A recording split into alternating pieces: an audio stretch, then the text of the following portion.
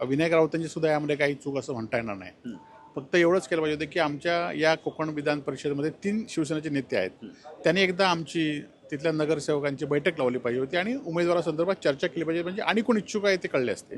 खरं तर मी आज 20 वर्ष शिवसेनेत असताना सुद्धा उपनेते म्हणून बाळा मानेंना पक्षाने आल्यावर दिलं, उमेदवारी दिली.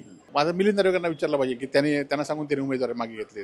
ही आम्हाला नवीनच बातमी आणि मिलिंद नार्वेकरांना त्या संदर्भात विचारलं पाहिजे की तुम्हाला सांगून मागे उमेदवार मागे घेतली. बाळ मानेंना उमेदवारी देऊन चूक केली आहे शिवसेनेनं.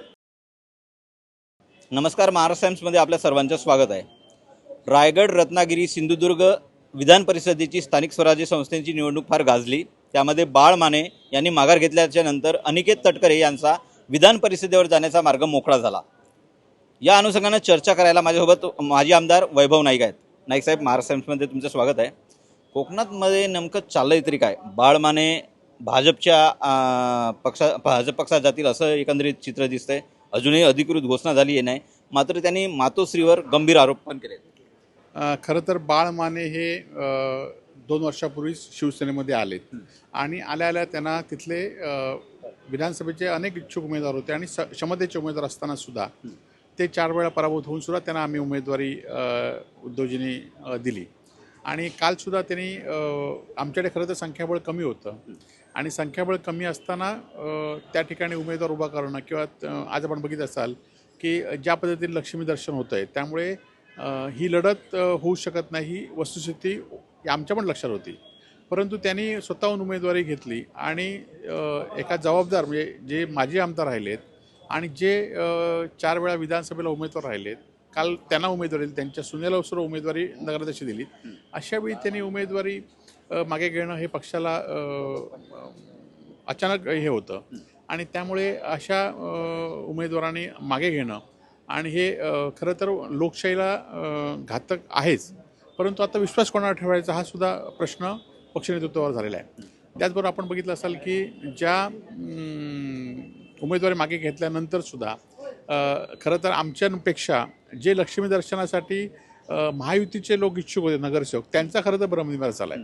कारण आमचे समजा सगळे मिळून आमचे 50 नगरसेवक सदस्य किंवा उमेदवार होते, परंतु 950 मतदार हे महायुतीचेच होते आणि आमच्यापेक्षा त्यांच्या लक्ष्मी दर्शनामध्ये जास्त होता, ब्रेक बसला आहे आणि त्यामुळे ते आमच्यापेक्षा त्यांची नाराजी खूप आहे. फक्त आम्हाला त्यांनी ऐन वेळेला आता विश्वास कोणाला ठेवायचा हा पण पक्षासमोर विषय येणार आहे आणि त्यामुळे ही बाळ मानेंनी जी काय उमेदवारी केली ती आता ते कोणावर आरोप करून देत, परंतु त्यांनी जी पद्धत केली आहे ती पूर्णपणे चुकीची आहे. पण बाळ मानेंचा थेट आरोप असा आहे की मातोश्रीमध्ये आपल्याला पाहिजे तेवढं महत्त्व दिलं जात नव्हतं आणि काही लोक जो मध्यम रस्ता तयार करण्यात येत होता त्यामध्ये अडथळा आणत होते आणि मातोश्रीवरील काही लोक म्हणजे जे थेट त्यांनी नाव घेतलं विनायक राऊतांचं, शिवसेना संपवण्याचं काम करतायत असा आरोप होता. नाही, आता विनायक राऊतांची सुद्धा यामध्ये काही चूक असं म्हणता येणार नाही.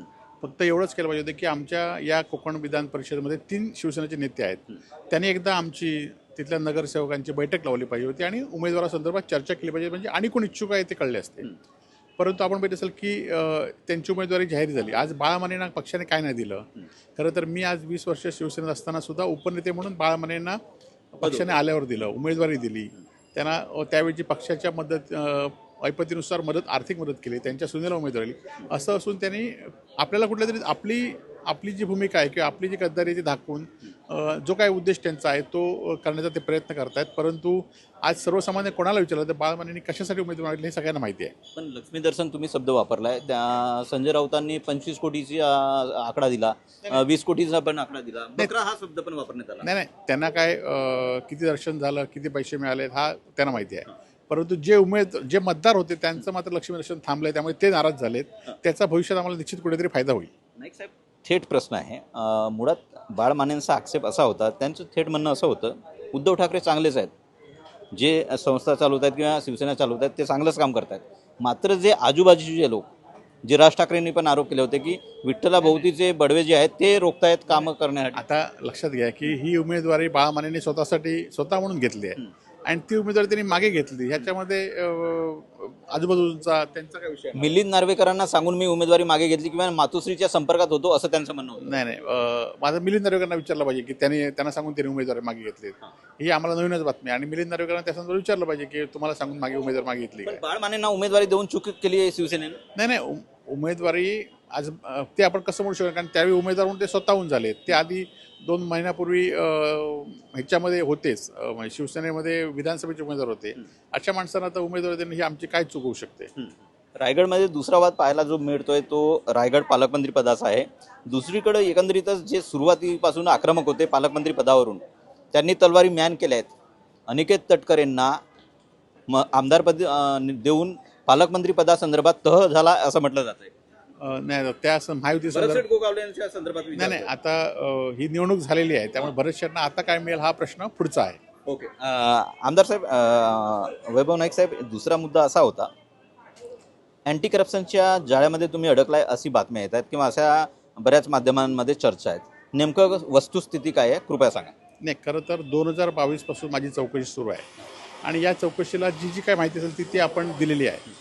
आणि पुन्हा एखादा अधिकारी बदलला, राजकीय वातावरण बदललं की पुन्हा चौकशा होतात, हा माझ्या दृष्टीने अन्याय आहे. माझं काय म्हणणं आहे की चौकशीचा कुठेतरी ब्रेक बसला पाहिजे ना.